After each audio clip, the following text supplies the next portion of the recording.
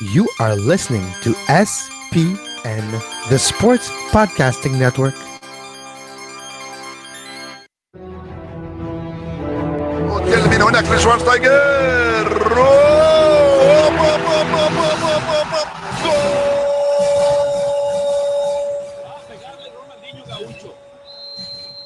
Ya lo hace, pierna derecha, directo al arco, golazo, golazo, golazo.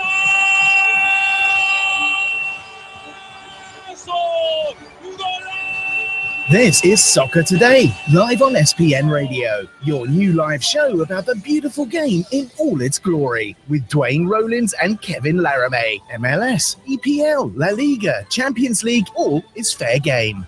Powered by the Sports Podcasting Network. Visit us at sportspodcastingnetwork.com. Happy Thanksgiving, or as we call it here in Canada, Thursday. How you doing? How you doing, Kevin? I am doing pretty good, Duane. Thanksgiving for me in the United States, I kind of wish that we could have had the same tradition here in Canada. Not necessarily like the sales of tomorrow, but the get together, get your family, and spend time together. It's something that maybe we should do more often here too. Yeah, American Thanksgiving, Canadian Thanksgiving is a great little meal. We always have it on the Sunday rather than the Monday. Our Canadian Thanksgiving is always on a Monday for Canadian American listeners, if you don't know that. But the Thursday makes it an extended long weekend. And speaking of that, we have been doing daily shows since July. That is a lot of work. There's a lot of work going on right now with the travel and everything else. So it's a little bit of a slower pace this week, but I do hope you'll understand that we're trying to get the quality in here this week. And we are going to take Black Friday off tomorrow to allow Kevin to get away and to allow me to sort of recover from 24 hours of insanity in Montreal. So there's that. Yeah, it was. Let's start there. How was your experience at a Big O? Look, I am bruised all over the place because of that. I'm obviously not old enough or British enough to have experienced much time on the terraces back in the day, but I can imagine that it was pretty close to the experience that I had on Thursday, being very low. There's a shot of me on TV, actually. Someone sent me the screen capture, so thanks for that. So I made the national broadcast. 1 million people got to see my mug. Sorry.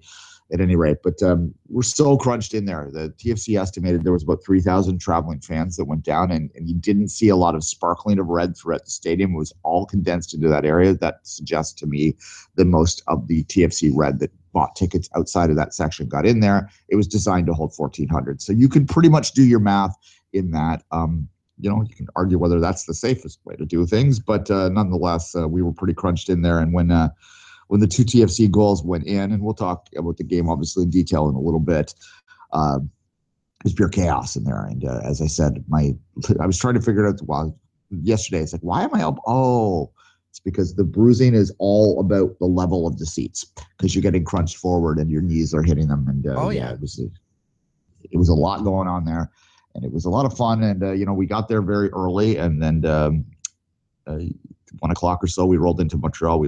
I left at 6 a.m. Lots of people coming down in cars and planes and trains, planes and automobiles, to use the old movie analogy. And most people were there by 3 o'clock, and it made for a very long day because, of course, we had a delay for the kickoff. Kevin, do you use a different measuring system in Quebec? I'm just curious. Like, is there something technically different? No, it should be the same. I'm lost of words for that.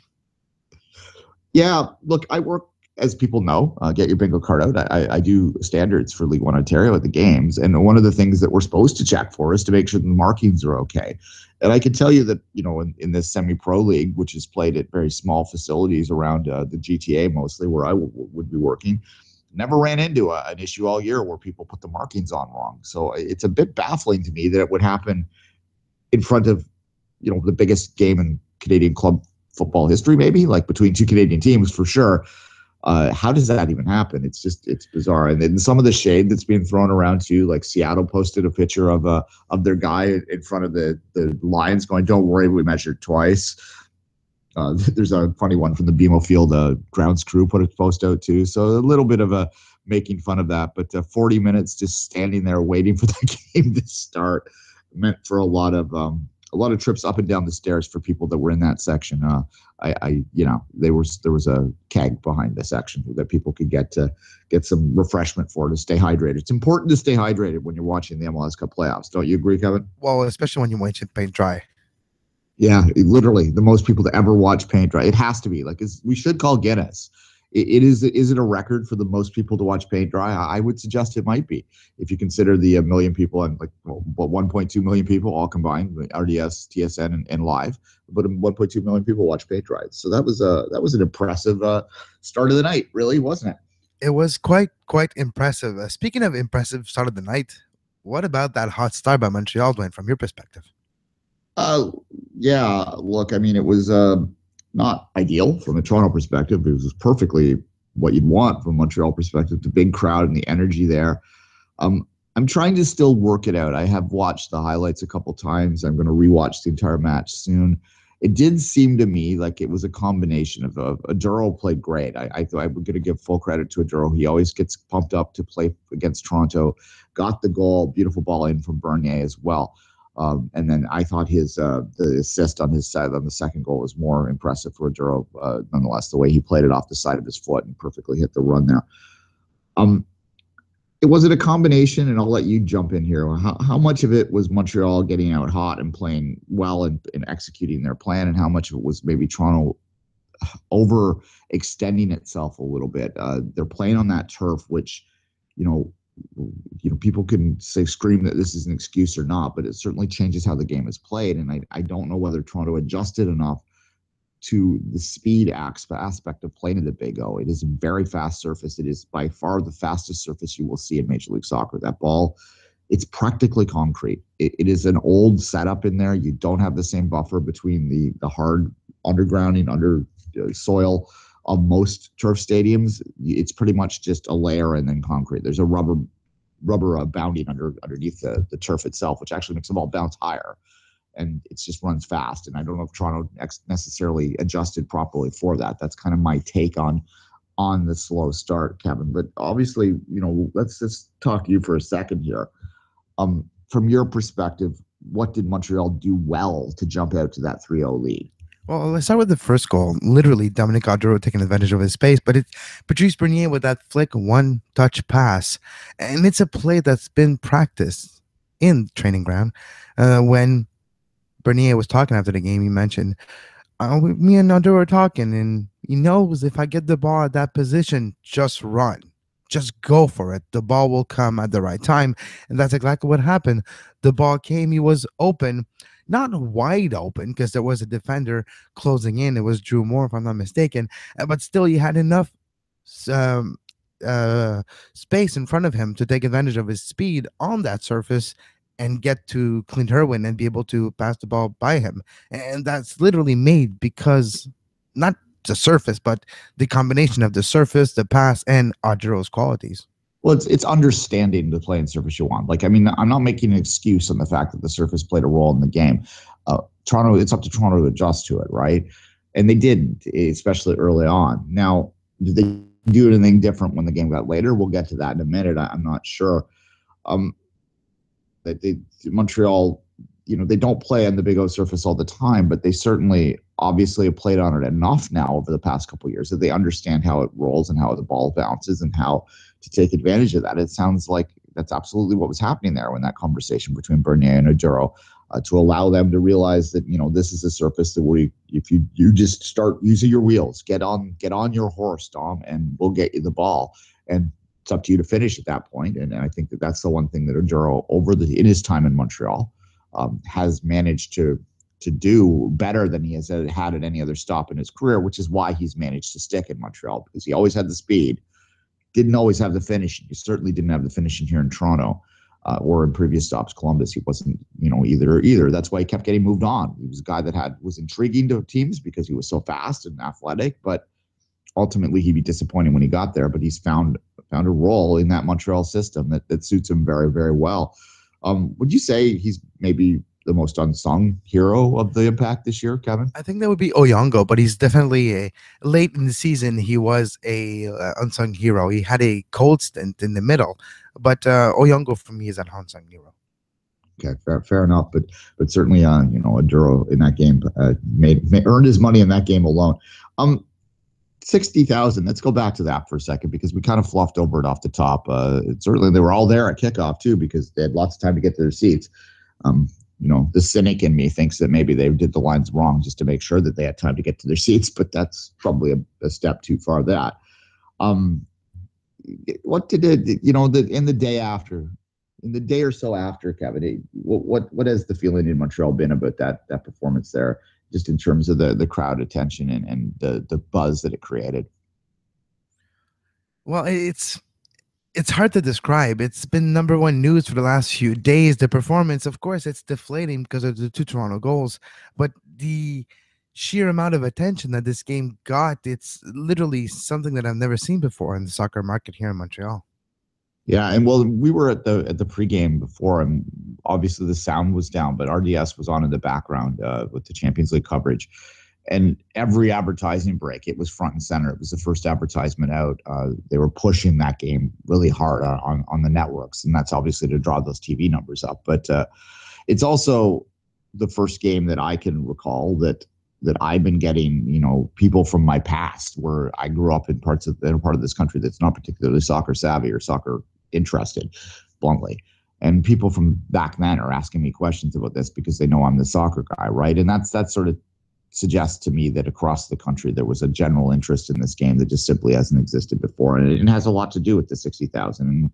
And, they play this in Stade Saputo, and I'm a purist when it comes to that. I think that they probably should do that way, but nonetheless, it played a major role, and I think it is significant, and we should give the Impact some credit for drawing that out.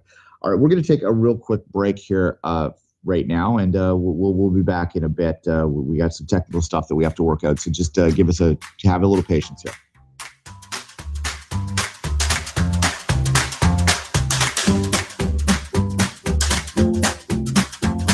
You are listening to Soccer Today, live on SPN Radio.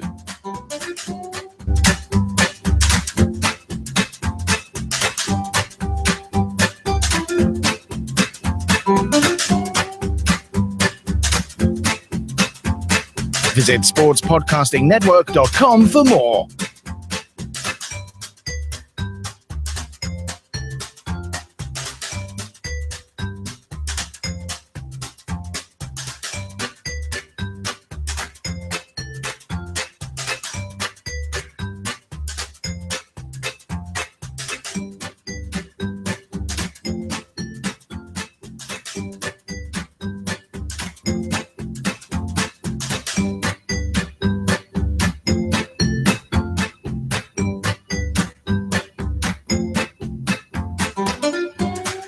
One thing that surprised me, Duane, is, when you looked at the way that Toronto kind of were stubborn a little bit with their backline of 3 that evolved into a 2 at some point during the game, trying to really move forward, but they got 2 scored against them. They were flustered. They resettled. Then they got confident again, moved in forward, conceded a 3rd one. But it took a lot for them to go back to 4 for a moment. Yeah, look, I think that if you look at Toronto's performance from the second goal on, obviously Montreal sat back. There was a bit of score effect at play. You're up to 2 goals. Montreal at that point probably felt confident that they could probably find a 3rd goal as Toronto pushed forward late in the game because they would realize that Toronto would want that away goal desperately. I think I will give TFC credit for having the resilience, and I think even the hardest core of Montreal fan deep down through gritted teeth would probably give Toronto the same credit for having the resilience to stick with that game plan to get those 2 quick goals. And certainly, I would have to think that if you look at the play that the first goal came, there was a lot of bad luck for the Impact too. The ball hit the inside of the post, came out in such a 9 times out of 10. That ball that Ricketts put in that hit the post, the side of the post, would have went out of play, and it would have been a goal kick, and that would have been that. But for some reason, the ball, because it was spinning, because of the surface, because of something, it bounced straight back out to a Toronto player, and everything is off kilter at that point, right? Because that's a weird kind of play, and no one's set up for it. They managed to find Josie's head. He perfectly places that header. You can see the reaction in the Montreal section behind it. There's a lot of sort of realization for the savvy fans that were there that even though it was 3-1, and I suspect that some of the fans in that stands were like, oh, it's just one, but they kind of knew that was a big deal. And it's the old one too, but on both sides. So we talked about Montreal's first goal. We talked about TFC's first goal. Montreal's second goal. When Piatti got the ball a little around midfield, and he just turned around and he looked in front of him and saw a highway. He ran for it. Then he realized, okay, there's somebody inside, so I can't come back in. I'm not gonna have the space to open on my favorite right foot to curl it around. How about I cross low, which people don't expect me to do. Somebody will maybe go for a run for it. Mancosu was there, and it's 2-0. Yeah, well, look at the way he played the ball off the side of his foot too to spin it correctly. That's a highly skilled play. That's going to be underappreciated if you weren't watching carefully. I mean, everyone watches the finish, and it was a perfectly timed run, perfectly timed finish. But the ball in is what makes that second goal, and that was right in front of the Toronto away supporters. So it was a bit hard to take at that point because it was like crap. Yeah, and emotionally speaking, when you're down 2. Most people in that section, look, I know at that point, Toronto wasn't playing well. It looked bad. It was like all I could think of is just don't let this get sideways because it would be just terrible.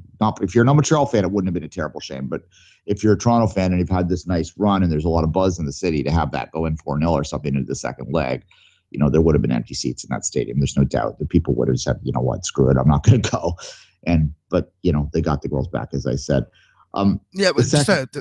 So we talked about the second goal too, but Oyongo, Duane, the way he stepped up, got the ball, intercepted, and ran for about 40 yards, and just decided, you know what? Everybody expects me to pass. I'm just going to shoot. It wasn't the best shot. Irwin probably wants to have that shot again, but it found its way in the back of the net from 20 yards out. Yeah, that was the one that I was having a conversation with people about Irwin after the game, and there was even some people that were saying that they should put Bono in for the second leg. No, that's a bit of an extreme reaction to that, and I don't think you can blame Irwin at all for the first 2 goals because, look, they were point blank shots, and whenever you're shooting into that zone that is like sort of the 6 yard and out to the top of the 18, that area of the field, that is a very good scoring chance when you get a clear shot from there, and both of those goals came from that area. So certainly you can't really blame the keeper there. But in the third one, yeah, and that was a backbreaker too. Like I'm very impressed with the players on the pitch and their ability to keep after that, because I can tell you firsthand that the fans in the stands gave up at that point.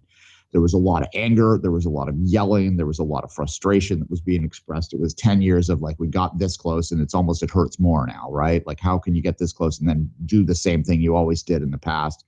3-0, of course, is a famous scoreline in this rivalry in the sense that that's what the playoff game was last year as well.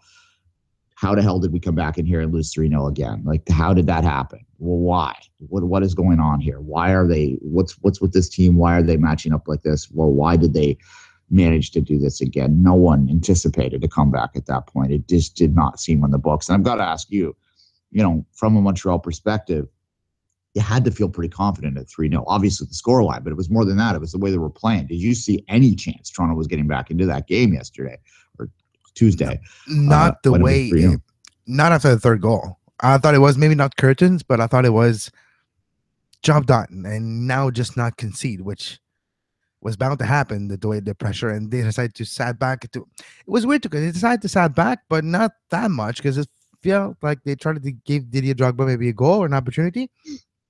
So they moved maybe a little too forward. Just sat back. You're 3 goals up. Just defend for your life.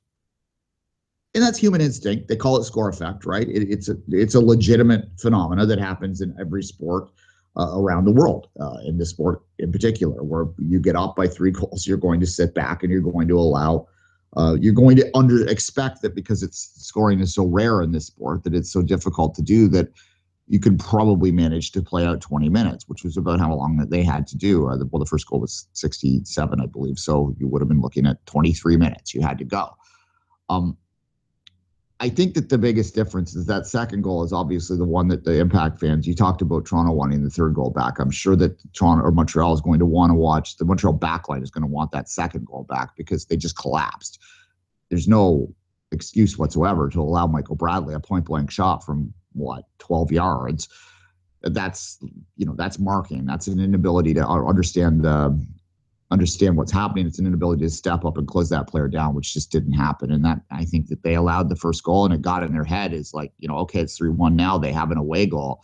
We just can't allow another one, because then, realistically, mathematically speaking, it ties back on at 3-2, because Toronto wins 1-0 in BMO and they win the series now, right? And you have to understand that as a Montreal player, and that they certainly that would be the moment they would want back. Kevin, that's the show's going to be a little shorter today. So let's get into our man of the match for both of the teams. So in your mind, who was the Montreal Impact players' man of the match?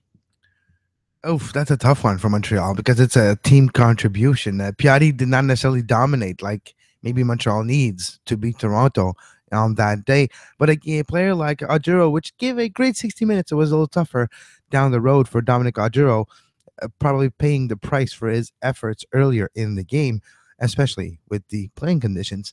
But if you're looking at Oyongo, for me, might be the man of the match for Montreal, not just because of his goal, but his contribution of the ball going forward, his taking advantage of the space that he did get because of the three-man backline. So I would say Oyongo for me, Duane. Okay, fair enough. And TFC, I'm going to go a little different.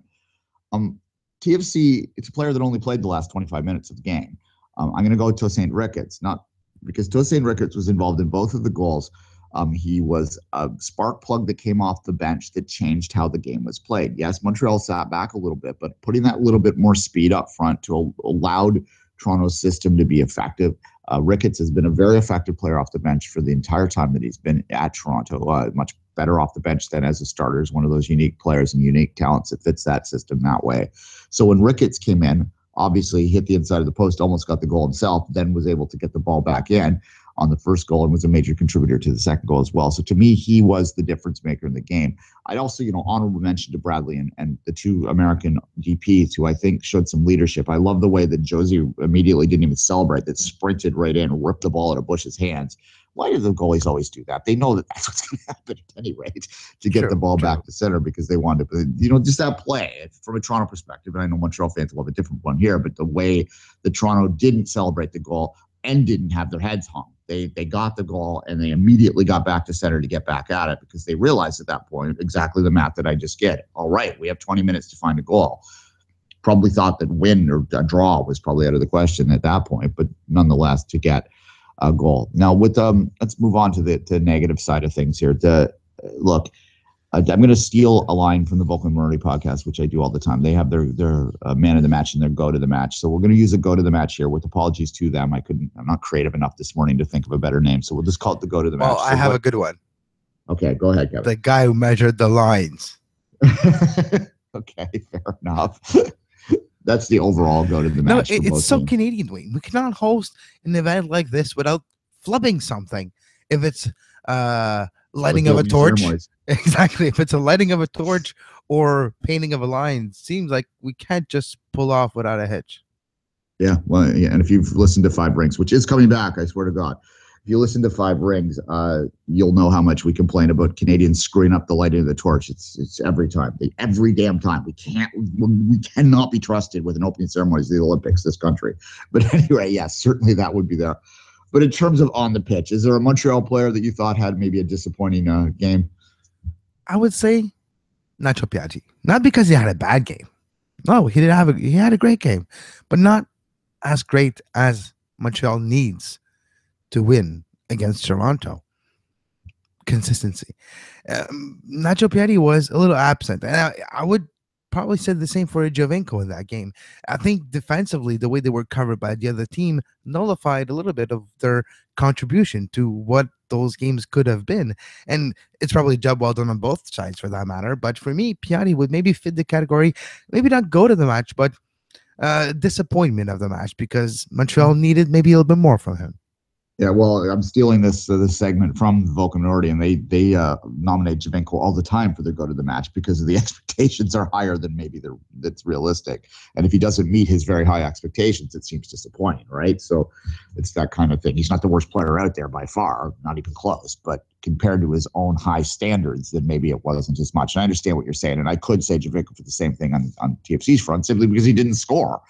And if Javinko doesn't score, it seems like a disappointing game for him. But I'm going to, on the TFC front, I feel cruel almost doing this because he's a player he's been around for 3 years now, and he's always at the community events. He's Murphy Malone, the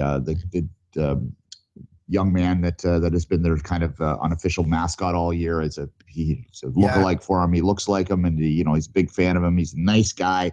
It's Nick Hagglund, though. He was completely. Look, I'm surprised he was still wearing shorts after he got took out on the first goal. The way he charged out there and flubbed at the ball and spun around, he was way out of position on the second goal. Hagglund is probably the least experienced of the players out there. Zavaleta as well.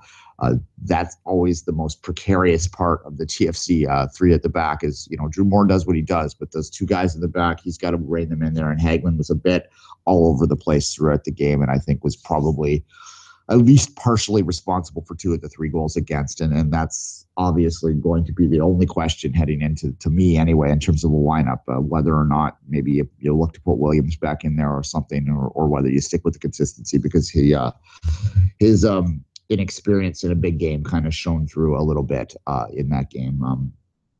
In my mind, Kevin. Look, that's we're going to briefly touch on Colorado, Seattle. We're going to cut this at a half hour today because it is Thanksgiving. And for you American listeners and for us, we're taking a bit of a break this week, as I said, to charge the batteries up for the second legs next week. Second leg, do you anticipate? What do you anticipate for the Impact in terms of how they will approach this? They are leading the tie, and I think that because of the way it ended, a lot of people might have forgotten that. No, you're right. They lead the tie, and statistically speaking, the amount of results that would propel Montreal through compared to Toronto, it's still in Montreal's favor, quote unquote. Any draw. Exactly. Any draw, any win, and any loss of 1 goal after they scored 2.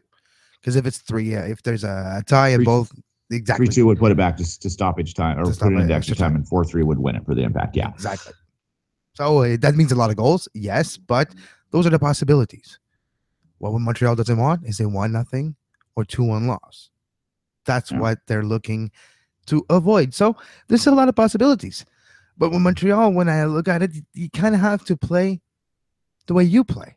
So trying to catch them on the counter when they have space. And Toronto does offer some space at some times. You have to make sure that you make those time counts, like the Oduro goal. So that's what Montreal needs to continue to do, and just defend a little bit better. Just not collapse once or twice during the game. That's basically the difference in this game. Yeah, look, I mean, this is a bit of a stretch, but I'll almost call that second goal against a blessing in disguise for the Impact, because I think that it might have taught them in the build-up in the week, and they have a full week and a day to prepare for this, obviously. When they get back and look at the film, it might drive home the message that you can't collapse too much on TFC. Because I'll tell you, if Montreal goes into that second leg trying to play for a 0-0, they're going to lose the tie. Toronto has too much firepower. They will score if they try and sit back on them. And I think that would drive that home to the Impact. Okay, we've got to play our game. We've got to stick out. We've got to get out of the break. Because they did for about 15 minutes in that second half. They did just sit back, and Toronto burnt them. So now that they've had that lesson driven home, I would say that the Impact, their best bet, their best kind of most likely scenario that advances them, I would say, would be something like 1-1 or maybe even they win 2-1 when Toronto's really pushing forward late or something, right? And then that's got to be their approach to not throw caution to the wind and try and score goals, like try and score 10 goals or something, but to play their normal style, to get out when the breaks are there, to not collapse too much in the back, to not give Toronto's skill players that much room that they did in the 2-goal period, that 5 minutes of madness that allowed Toronto to get back into this tie. If that happens, then yeah, I was just saying this morning that to me, the second goal turned it from game over to a coin flip. I do think that this is still a 50-50 proposition for both of these teams headed into the second game. It's got to be good for the neutrals. But for a Toronto perspective, if I can flip it to that, Kevin, I think that they've got to go out and do the same thing and be confident that they can score goals at home. If they can score, I think if Toronto scores 2 goals in this game, in the second leg, they're going to win the tie. If they score less than 2 goals in the second leg, they're going to lose the tie. So that's got to be the approach. They've got to go out and find a way to score 2 goals on the night. It's not impossible by any means, obviously, but probably, I called it a coin flip a second ago. It's a coin flip, but the one side of the coin is slightly heavier. Just a little bit. So it's not like we can't get tails to get flipped, but heads is going to get flipped 6 to 10 times. Yeah. That's my team. But what Montreal thinks is what they think helps them is the confidence they have on the road lately, especially in the playoffs. They have results in all their playoff game on the road so far this season. And they won at BMO Field. They won in 6 different stadiums. They'd have never won before in 2016. And that little confidence, that little knowledge that you were successful at that stadium just a few months ago. You know that you are in a situation where you have been successful the last few weeks. So that experience will probably come into play too. And it's probably going to be even like 0-0 at the 70th minute. I wouldn't be surprised. Well, if it's 0-0 in the 70th minute, it's going to be a very tense stadium. Basically, it's going to be, Toronto thrusting forward at that point, and that could be another game plan in there as well to try and absorb for as long as you can. But as I said, you got to be careful because as we saw with the second goal, if you give them space, they can produce goals. They do have that capability. Should be fun. It should be an interesting experience. We'll probably look at we will focus most of our Monday and Tuesday shows on this game. We'll have to figure out how Tuesday will work timing wise, but in terms of the Monday show, for sure, the focus will be entirely on this and reviewing the Seattle Colorado game. We should spend a few moments because this will be the last time to talk to people this week on Colorado Seattle right now. It was a game that was hard for Kevin and I to watch closely because of the timing and because of the 40-minute delay. We missed a lot of it because I missed it all. I was coming out of the stadium at 12:30. Yeah, so it was there. We've watched, both of us have obviously watched it since. But look, Colorado got that lucky goal, and it was pure luck. Like poor Steph Fry in that goal, the way it deflected, he had no chance. He was flat-footed at that point. And if you're Colorado, that has to be. You have to look at it heading back in. If you look at Colorado's home record, where they just win games 1-0. That's what they do. The nil, especially that nil part. They are very good at that nil part. And they have the advantage of the cold and the advantage of the altitude and all that sort of stuff there. For once, it will be a full house in Colorado.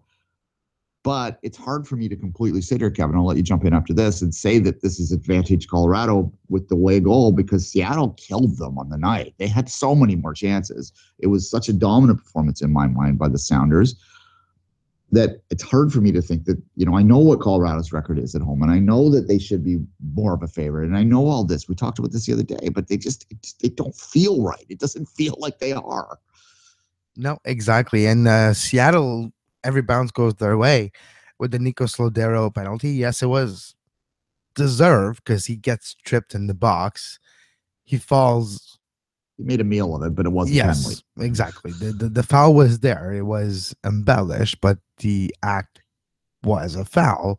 And Jordan Morris being effective in a game where he was questionable or his fitness, we all know it's not 100%, but able to get the goal when it's needed for Seattle. And when Morris and Lodero scores, Duane, Seattle's going to win majority of the time. Yeah. Hint of offside on the Morris goal, too.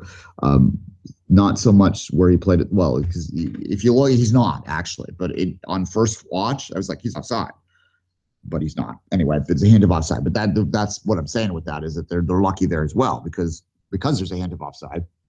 Live, the linesman could have called it easily, and people would have went okay, and then they would have watched the replay and went, oh well, and it would have been a controversial moment, but alas, it wasn't. Look, it's all going to come down to how well Seattle can handle the suffocating nature of playing at altitude against a team that just likes to grind games to nothing. I'm pretty sure that MLS is pretty loudly cheering for Seattle. I don't even know if they probably just have green and white pom-poms in the office right now because they want Seattle through this. They don't want the Denver grinding an MLS Cup to nothingness. But Colorado Montreal would be the nightmare MLS final for MLS head office in terms of TV ratings, I would imagine. But who gets there? Who gets there? What do you see the second leg going in that one? Do you see Seattle holding on. Do you see Colorado finding another goal? That's the other thing too. They didn't really, other than a deflection, they didn't really look like they could score much. So that's the one way I could see Seattle winning this, is that Colorado could finish the season undefeated at home, playing their final game at home and drawing 0-0. I could see that playing out. Yeah, or maybe they get lucky with the goal from Gashi from 40 yards or something. But I think Colorado's got one goal in them, and they're going to pull off the away goal rule now for this time. So you think it's going to finish 2-2? All right, fair enough. Okay, we real quickly, a quick note. Steven Gerrard, of course, retired today. I am working on getting an interview with someone who has watched Steven Gerrard's whole career. We'll see how that plays out. If we do that, we'll run on Monday, as well as our preview of our review of Colorado and our preview of Toronto Montreal. The first part of that will be Monday, but we are not ignoring a legend of the game and Steven Gerrard retiring.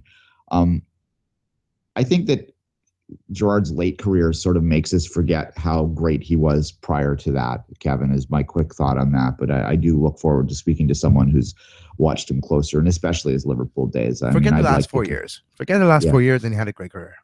Yeah, I'd like to forget his LA years, and I think anyone who has an appreciation for the game would probably put that aside. I mean, yeah, he didn't do much in MLS, but certainly his career in Liverpool was something that is worth celebrating. We will do that in detail in the days ahead. Kevin, any final thoughts on the day? No, we are all set. So tomorrow we're taking a break for Black Friday. We'll be back with a show on Monday, and we will be gearing up for the return legs on Sunday for Colorado and on Wednesday for Montreal and Toronto. And until then, have a great soccer. You were listening to SPN, the Sports Podcasting Network. Visit us, sportspodcastingnetwork.com.